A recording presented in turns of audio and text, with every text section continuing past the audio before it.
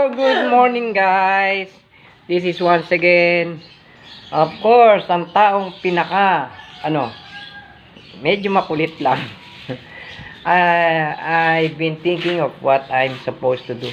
So, kanina, naisip ko na damputin ko to. Maybe, itong cellphone ko para mag-vlog kahit na anong itsura. No? Itsura ko. You know, mapapansin ninyo, why I have an eye patch. This is what we call eye patch. Kasi, as I've mentioned before, I was operated, twice na akong operated. Pero, this one, yung una, that was, I think, if I remember right, 3 years ago. And then, nangyari sa aming lugar, nagkabaha. Hindi naman umalis ang baha dito ngayon, no? Anyway, ayoko na pakita kasi, nakakasawa na, nakaka-vlog lagi, nagbabaha. So, inabot kami ng baha dito. Pinataas ko to. Ito. This one. No? Ngayon, nung itinaas ko to, inabot pa rin nung kasi lahat ng sa Bulacan, nagkabaha. So, okay na ngayon, pero I need more cash para ito maipantay, kasi ang aming garage ay looks like this one. Ayan, ay hindi na kailangan sa akin nababaha dito.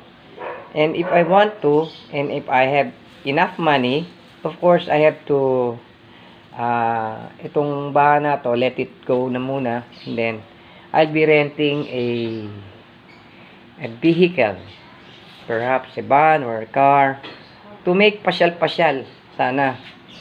Pero unfortunately, this is the situation, at kaya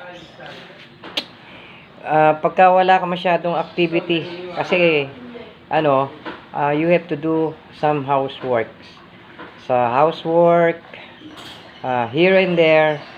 And as I mentioned before, you create a hobby. Like my hobby is singing, like that. Despite of the voice na ang kanta ko, pagka kumanta ko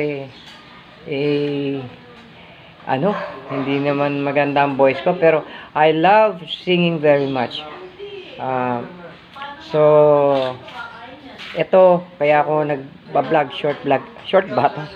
May eye patch ako dahil going back to that kwento, I need to naapektuhan to, and then this is newly operated last January 2, and then ngayon nakakakita to, malinaw naman.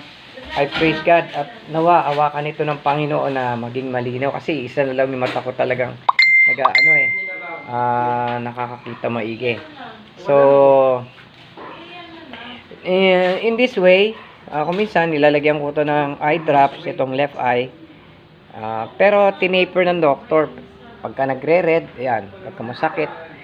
So yan, paminsan-minsan lang, kasi eye drops are not good pagka matagalan na So I bought an eye patch so that it will not hinder yung aking sight.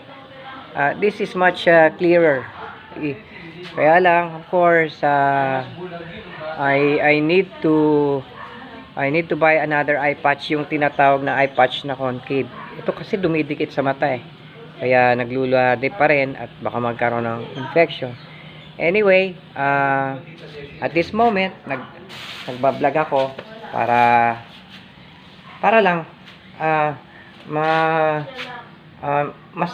masarap magkwento Kung wala akong kakwentuhan, alam mo, kung minsan naiisip ko magkwento na ako sa langaw At saka, perhaps mapapansin nyo, mahaba na balbas ko. Alam nyo kung bakit?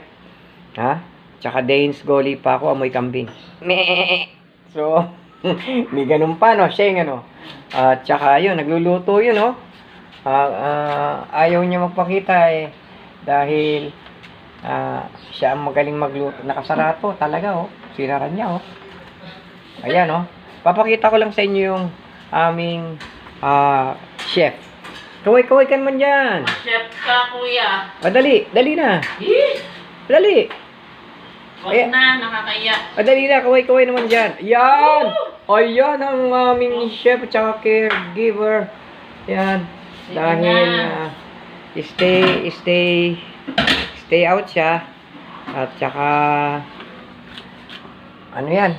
Talagang pangharapan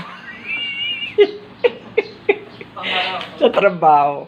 Anyway, sige, this is Benedict just making a short vlog. I hope your day would be fine and have a nice day, blessed day for all of us. And I would say good morning. Good morning, good morning, good morning. Good morning po. Sige po. Bye-bye. For a while. Amoy kambing talaga ako. Meh.